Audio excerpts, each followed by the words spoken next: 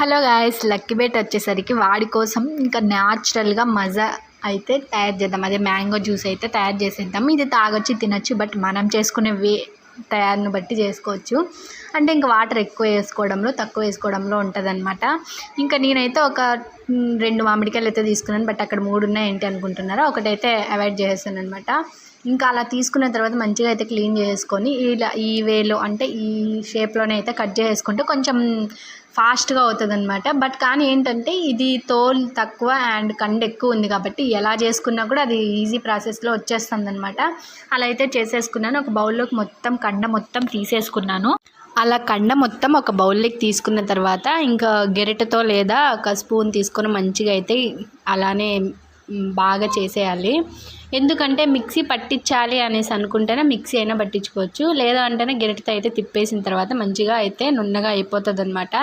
ఆ తర్వాత ఇంకో విషయం ఏంటంటే ముట్టు ఉంటుంది కదా, మనం కాయ మొత్తం తీసేసిన తర్వాత ఆ ముట్టు కూడా వేస్ట్ చేయకుండా ఇలా ఒక బౌల్లోకి వాటర్ తీసుకొని ఆ వాటర్లోకి ఆ ముట్టను మంచిగా ఇలా మిక్సీ చేసేస్తేనా మంచిగా దానికి ఉండే రసం మొత్తం ఆ వాటర్లోకి వెళ్ళిపోతుంది. మళ్ళీ ఆ తర్వాత మనం ఈ కండ ఉంటుంది కదా, బాగా కలిపి పెట్టుకున్న కండ, ఆ కండలోకి ఈ కలిపి పెట్టుకున్న వాటర్ అయితే యాడ్ చేసేసుకోవాలి. మనకి ఎక్కువ పలచగా కావాలంటే పలచగైనా చేసుకోవచ్చు. మిక్సీ పట్టుకుంటే ఎక్కువ నున్నగా ఉంటుంది, లేదు అని అంటేనా ఇంకా నార్మల్ ఇలానే అయితే చేసేసుకోవచ్చు. ఇంకో విషయం ఏంటంటే అంతలోగా నానిబెట్టి అయితే లేసేసాడు వాడికి ఇంకా కొంచెం అయితే టేస్ట్ చేశాను. వాడి ఎక్స్ప్రెషన్ చూడాలి. ఇవి ఎట్లుందంటే ఈ పండు కొంచెం తీయగా కొంచెం పుల్లగా అయితే ఉంది మామిడికాయ, కాబట్టి వాడు అట్లా ఎక్స్ప్రెషన్ పెట్టాడు. నేను చాలాసేపు దానికి ఉన్న రసం మొత్తం ఆ ముట్టి అంతా లోపల వాటర్ లోపలికి వెళ్ళేటట్టు అయితే చేశాను. వేస్ట్ అయితే చేయకండి, ఎందుకంటే ఇంకా ఇది మ్యాంగో సీజన్ కూడా అయిపోతుంది కదా, కొంచెం ఎంజాయ్ చేస్తూ తినేయాలన్నమాట. కాబట్టి నేను ముట్టెలు ఇలా అయితే చేసేసాను.